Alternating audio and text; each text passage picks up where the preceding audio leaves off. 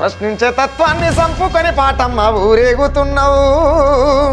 దొంగ నేతల కాడ వంగి దండం పెట్టి ఎడక తింటున్నావు. మతిగతి తప్పేనా, స్వరము శృతి తప్పేనా, రాజకీయ వ్యభిచార రొంపిలో పడ్డావు. ఎందుకే పాటమ్మ హేళనవుతున్నావు? ఎక్కడ అన్యాయం కనబడ్డా, ఎక్కడ అక్రమం జరిగినా కూడా సుబ్బరామ నరసయ్య పాట కాదు, అది తూట వస్తుంది ఆయన నోట్లకి వెళ్ళి. రేవంత్ రెడ్డి ముఖ్యమంత్రి అయిన మొదటి సంతకమే రెడ్డిలకు 10% రిజర్వేషన్ కావాలని చెప్పి సంతకం పెట్టాడు.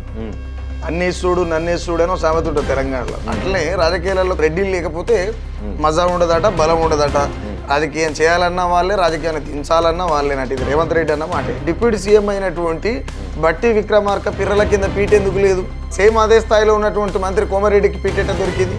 దుమ్మువడా విని దుంపదెగా అని దునియలలేని ముఖ్యమంత్రిని కారు కూతలను కూస్తుండ్రు. అరే కండ్రిచ్చి ఊమిస్తుండ్రు. ఏ పల్లెకు పోయినా, ఏ తల్లిని అడిగినా, పరిపాలన తీరును అడిగితే చెప్పులు చేతుల పడుతుండో.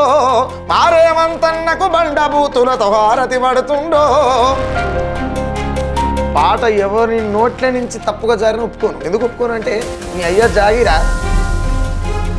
మోడీ మాట్లాడుతూ స్వయంగా ప్రధాని ఇప్పుడు దిమాగి నక్సల్స్ ఉన్నారు, ఇక వాళ్ళని కూడా ఖతం చేసే ప్రయత్నం అవుతుంది అని చెప్పి మాట్లాడుతూ ఉన్నారు ఇండైరెక్ట్. కడుపులో ఖాతా కాసిన తెలుస్తుంది. పిల్ల చచ్చిపోతే, పిల్లగాడు చచ్చిపోతే. ఖాతాగాయని చెట్టుకు కడుపు తీపి ఎట్లా అర్థమవుతుంది? కారణ జన్ముడు అంటున్నారు ఆయనని. కారణ జన్ముడు అనుకునేటువంటి మోడీ మీ రామభక్తుడైనటువంటి హనుమంతుడిని నడి రోడ్డు మీద డాన్స్ ఎట్ట చేపిస్తుందా? ఈ ఆంజనేయ స్వామిని ఆట ఆడిపించుడేనా కారణ జన్ముడు? ఓ రామయ్య నీ నామం పలుకుతూ నీ పాదముద్రలే చెరుచుతుండ్రు.